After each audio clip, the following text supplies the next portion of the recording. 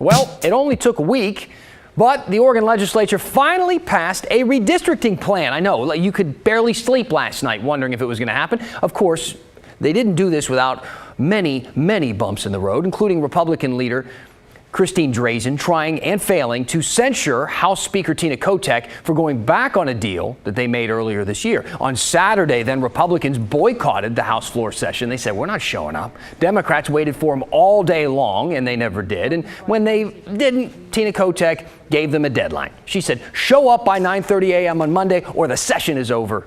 So on Monday morning, they showed up. A lot of people thought they'd continue to walk out, but they didn't. Lo and behold, the Republicans arrived. So what convinced them? Many of us are only here because we don't trust the Secretary of State to draw these maps either. Yeah. Oh, yeah. The Secretary of State, Shemia Fagan, a Democrat who would be put in charge of the legislative district maps. That's what would happen if the lawmakers didn't show up and reach this agreement by today's deadline. Now, the congressional maps would have gone to a panel of judges appointed by Oregon's Supreme Court justice. Now, over the weekend, Democrats, they did come up with a new congressional map to try and compromise here. Their initial proposal was on the left.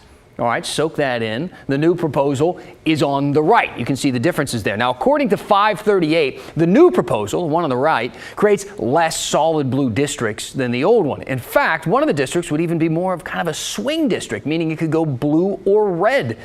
You can believe it. But that's also the district Republicans are kind of having a problem with here. You can see it goes all the way from the Portland metro area, where, of course, there are more Democrats, down the Cascades and over into Bend, where there are traditionally more Republicans. And a lot of Republicans are calling that gerrymandering. My husband spent many of his younger years growing up in Bend, and his mother and family members still live there. He asked me, how in the heck does Bend have anything to do with Lake Oswego and West Lynn? The only thing I could tell him is, well, maybe those residents vacation over there.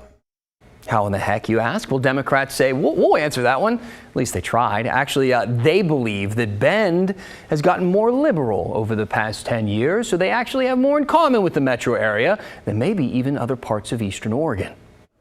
Bend is a unique place, and over the last several decades, we have seen significant growth and change as new industries, attitudes, and communities of interest have emerged that are distinct from our neighbors in Eastern Oregon.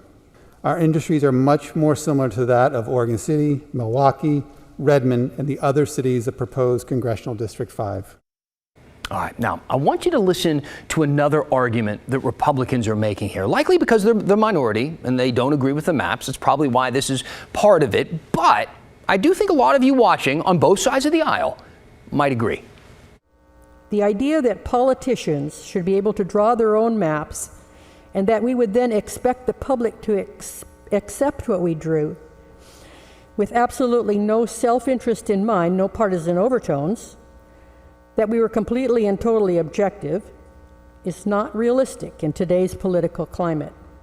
Not a bad point. Pretty good point. So there's this group called People, Not Politicians. They're trying to get an initiative on the 2022 ballot to create an independent redistricting commission. That means lawmakers wouldn't be involved anymore. So right now they're working on gathering signatures to get that on the ballot. They tried the same thing and failed in 2020. We'll see how they do in 2022.